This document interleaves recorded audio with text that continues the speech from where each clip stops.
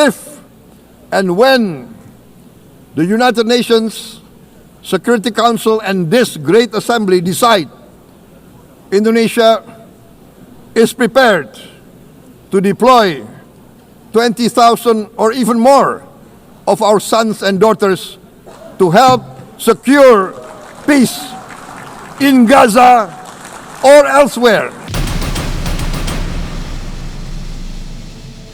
It is indeed a great honor for me to stand in this August General Assembly Hall among leaders and representatives who represent almost all of humanity.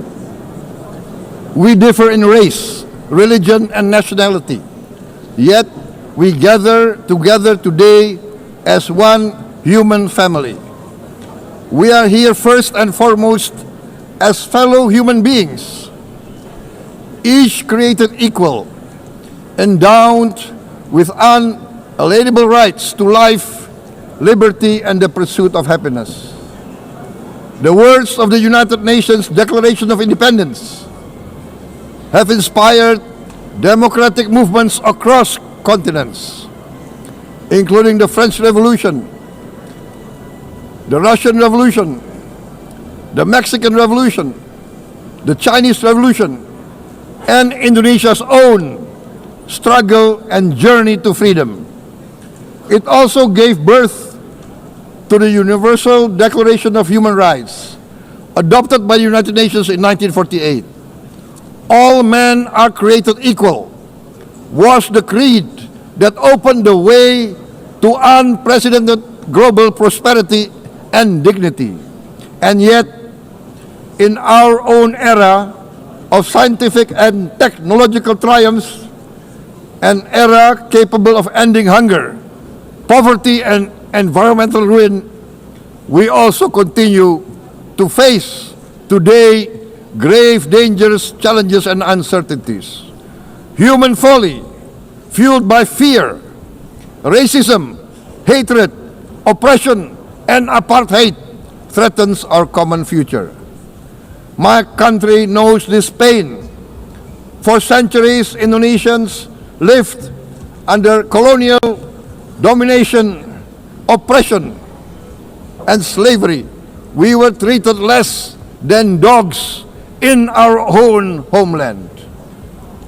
We Indonesians know what it means to be denied justice and what it means to live in apartheid, to live in poverty, and to be denied equal opportunity. We also knew what solidarity can do. In our struggle for independence, in our fight to overcome hunger, disease, and poverty, the United Nations stood with Indonesia and gave us vital assistance. Decisions made here based on human solidarity by the Security Council and this Assembly gave Indonesia independence, international legitimacy, opened doors, and supported our early development through the efforts of the United Nations Children Fund, the United Nations Food and Agriculture Organization, the FAO, the World Health Organization, and many, many other United Nations institutions. And because of that, Indonesia today stands on the cusp of shared prosperity and greater equality and dignity. Madam President, Excellencies, our world today is driven by conflict, injustice, and deepening uncertainty. Every day we witness suffering, genocide, and blatant disregard for international law and human decency. In the face of these challenges, we must not give up. As the United Nations Secretary General said, we cannot give up. We cannot surrender our hopes or our ideals. We must draw closer, not drift apart. Together we must strive to achieve our hopes, our dreams. The United Nations was born from the ashes of the Second World War that claimed scores of millions of lives.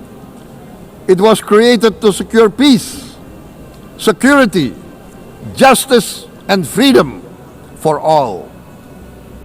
We remain committed to internationalism, to multilateralism, and to every effort that strengthens this great institution. Today, Indonesia is nearer than ever before to meeting the sustainable development goals of ending extreme poverty and hunger. Because years ago, this very chamber chose to listen and uphold social and economic justice. We will never forget. And today, we must never be silent while Palestinians are denied that same justice and legitimacy in this very hall. Excellencies, Thucydides warned, the strong do what they can, the weak suffer what they must. We must reject this doctrine. The United Nations exist to reject this doctrine. We must stand for all, the strong and the weak. Might cannot be right.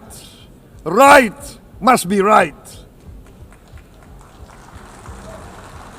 Indonesia today is one of the largest contributors to United Peacekeeping Forces. We believe in the United Nations. We will continue to serve where peace needs guardians, not with just words, but with boots on the ground.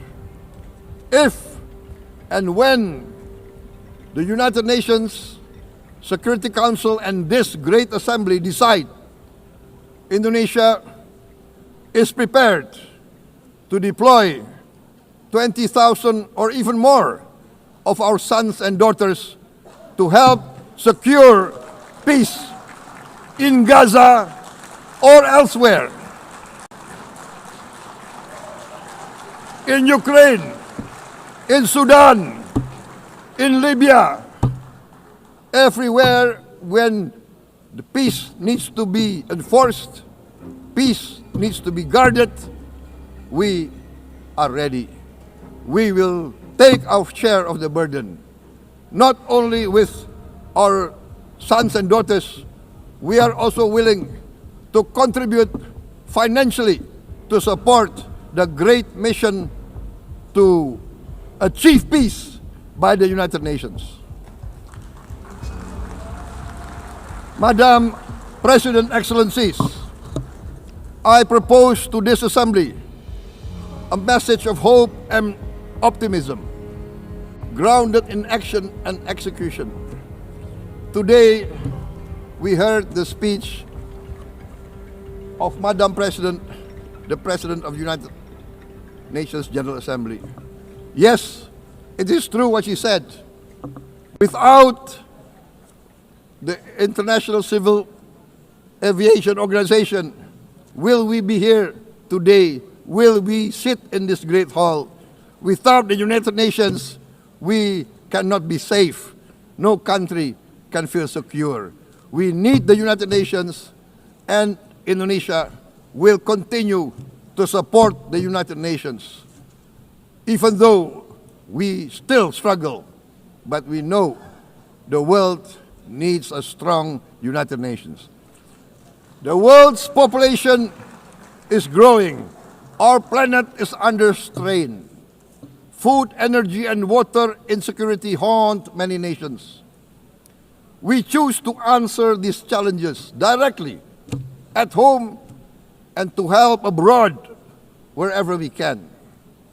This year, Indonesia recorded the highest rice production and grain reserves in our history. We are now self-sufficient in rice, and we are starting now to export rice to other nations in need, including providing rice for Palestine. Madam President, Excellencies, we live in a time when hatred and violence can seem to be the loudest voices. But beneath this loud noise lies a quieter truth that every person longs to be safe, to be respected, to be loved, and to leave a better world to their children. Our children are watching. They are learning leadership not from textbook, but from our choices. Today, still, a catastrophic situation in Gaza is unfolding before our eyes. At this very moment, the innocent are crying for help, are crying to be saved. Who will save them? Who will save the innocent? Who will save the old and women? Millions are facing danger at this very moment. As we sit here, they are facing trauma. They are facing irreparable damage to their bodies. They are dying of starvation. Can we remain silent? Will there be no answer to their screams? Will we teach them that the human family can rise to the challenge? Madam President, we must act now. Many speakers have said that. We must stand for a multilateral order where peace, prosperity, and progress are not the privilege of a few, but the right of all. With a strong United Nations, we can build a world where the weak do not suffer what they must, but live the justice that they deserve. Let us continue humanity's great journey of ideals, the selfless aspirations that created the United Nations. Let us use science to uplift, not use science to destroy. Let rising nations help others to lift themselves. I am convinced that the leaders of the great world civilizations of the West, of the East, of the North, of the South, leaders of America, Europe, of India, China, the Islamic world, the whole world, I am convinced they will rise to their role demanded by history. We are all hopeful that the leaders of the world will show great statesmanship, great wisdom, restraint, humility, overcome hate, overcome suspicion. Madam President, distinguished delegates, we are greatly heartened by the events of the last few days, where significant leading countries of the world have chosen to side with history, to choose the right side of history, the path of the moral high ground, the path of rectitude, the path of justice, the path of humanity, to shun hatred, to overcome suspicion, and to avoid the use of violence. The use of violence will beget violence. No one country can bully the whole community of the human family.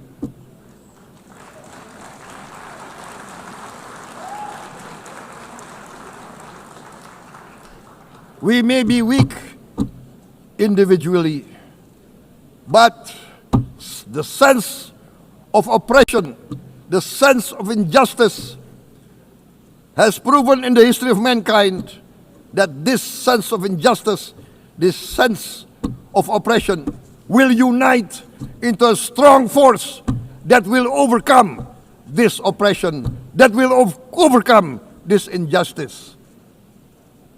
To close, I would like to reiterate again Indonesia's complete support for the two-state solution in Palestine. We must have an independent Palestine, but we must also recognize, we must also respect, and we must also guarantee the safety and security of Israel. Only then we can have real peace, and no longer hate and no longer suspicion.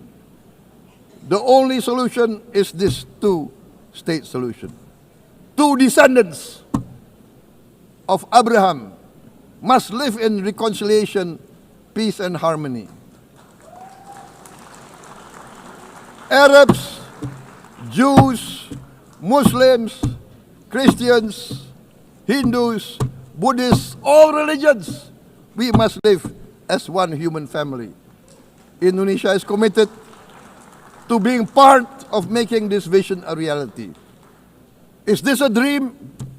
Maybe, but this is the beautiful dream that we must work together towards. Let us work towards this noble goal.